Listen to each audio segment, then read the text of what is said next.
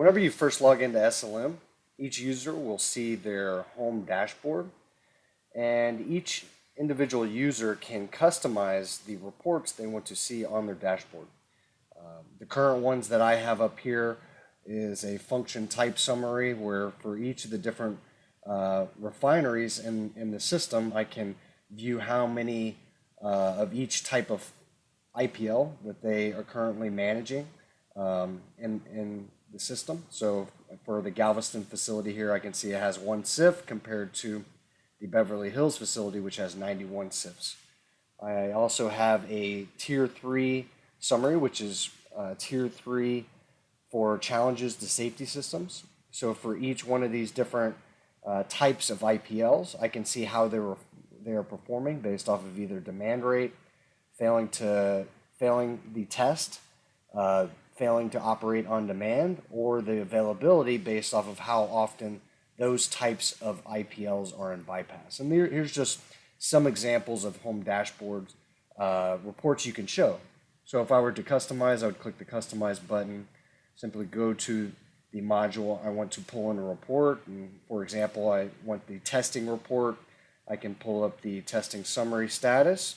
And if I wanted it to be at the very top, I can actually just drag these down. And now every time I log in, this will be the first report that I see whenever I log in. So if I wanted to see overdue tests for a certain site, I can just simply click the site, click the unit, generate, and it'll show me first the overdue test. So I have 1 overdue test here, and then I have upcoming tests, and then any test I've deferred or recently completed tests. The information that comes out of this can be pulled from your computer maintenance management system, your CMMS, if we did integrate utilizing our custom API adapters that we have available along with SLM. We also have the ability to select any language. We've integrated with Google language. So if there was a certain language that we wanted to translate the home browser or the browser information, we could select that language and it would translate as effective as Google Translate. So I'm going to go ahead and jump into the Operate Maintain module just by clicking the drop-down dashboard and clicking the Operate Maintain.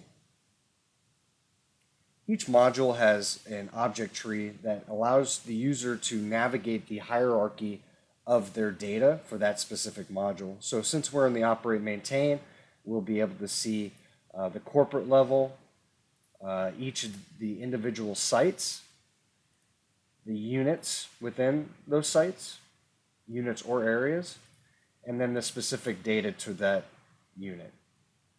So if I click on the unit here, I'll be able to see specific reports and information for this unit. The first dashboard that comes up is test groups, so I can see which tests are overdue and which tests are due within the next month. I can also see a percentage of how many tests are on schedule compared to overdue.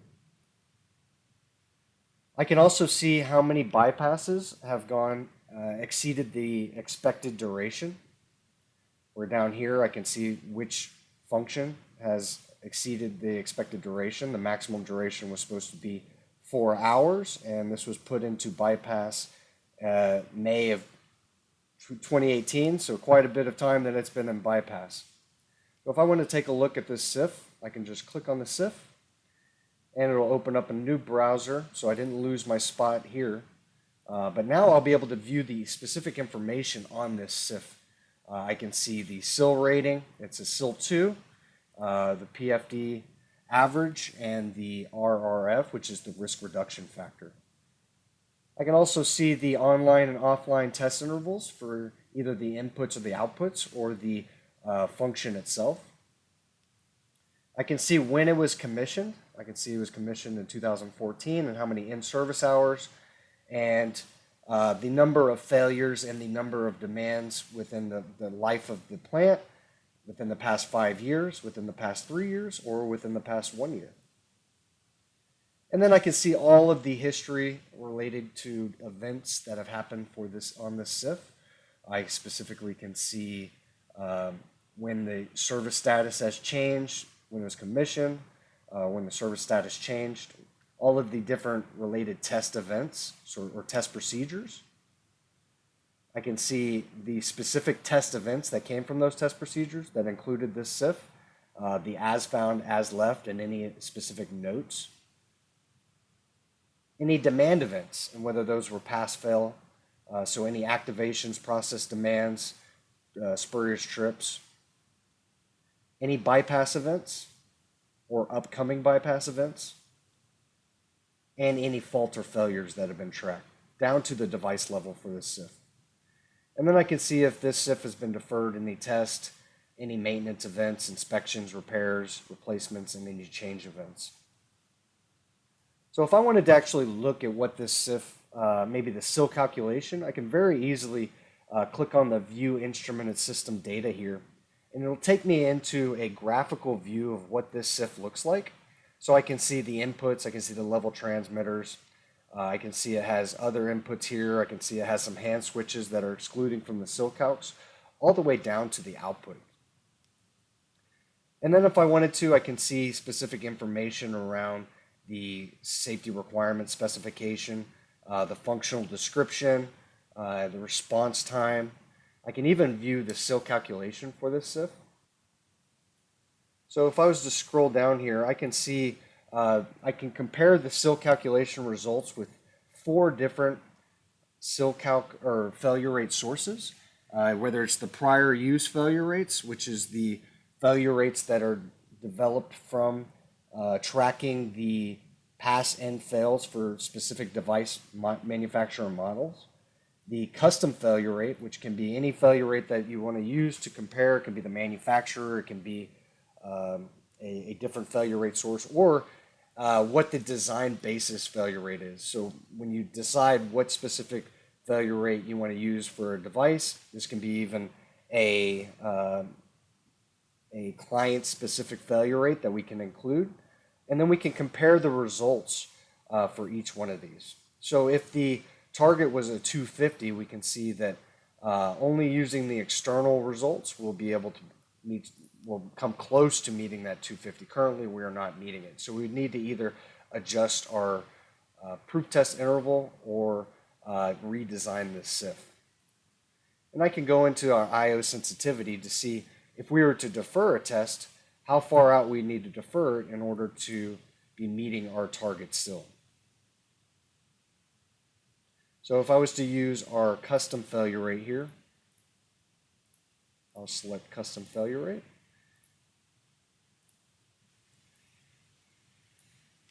And I can see with our current configuration, I can extend our test interval all the way out to 5 years for both my input and my output, and I'll still be above our target SIL, which is 299. So this is a neat way to see how far out you can extend your test interval while still meeting your target. So if I was to change this, let's say to 3 years and step out every 1 year, I can see the eventual input and output test interval that will be dipping below that 250. So if you see here, I can extend my input test interval all the way to 12 years, but I cannot extend my output test interval past 7 years to be meeting my target SIL right here. So the biggest contributing factor to the current SIL calculation is the output. So I'll navigate back to the Operate Maintain module here, where I can see specific requirements around the SIF function. I can see bypass information on this SIF.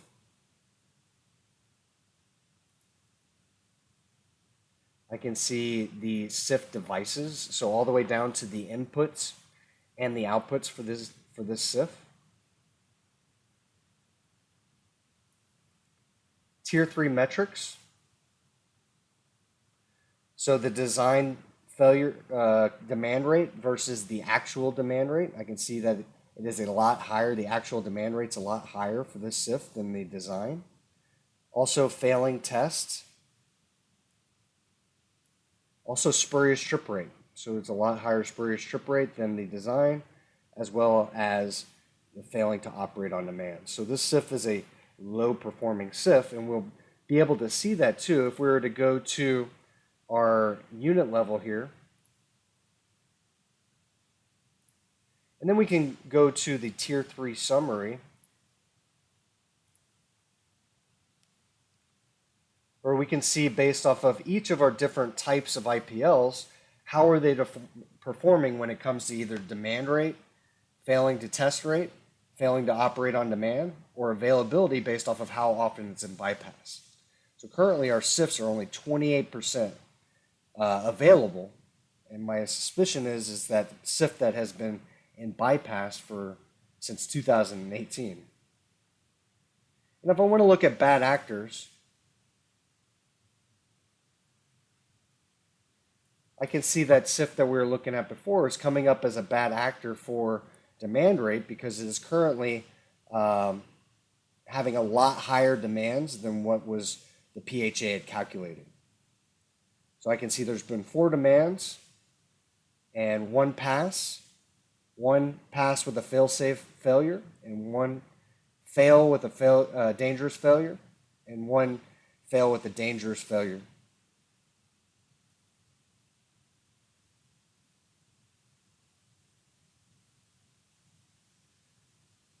I can also see that it comes up on the bad actor report for testing, failing tests.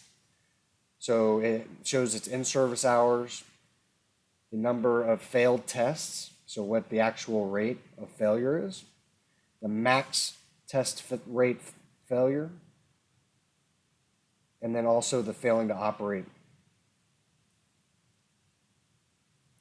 Similarly, it comes up on the failed to operate bad actor. And then lastly, the spurious trip rate, where there's been 5 spurious trips in the past 5.5 years that this has been in service, while we determined the spurious trip rate max was 0.1 per year. We're at 0.9.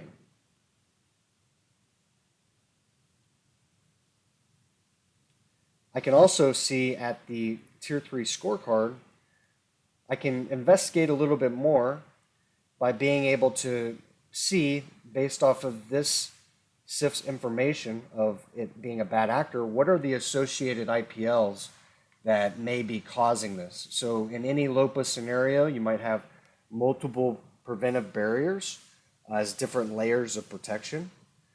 So by having your LOPA data in here, I can see that I have an alarm and a BPCS that are also related to this SIF. So the high demand rate might be caused by the alarm having a high fail to operate on demand. I can actually view the LOPA data just by clicking on this SIF here.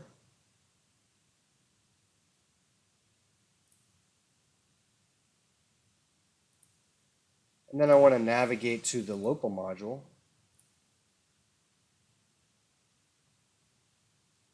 And I have my LOPA link. So if I click the LOPA link here, I can see the actual calculated demand rate, the calculated RRF, and the target SIL based on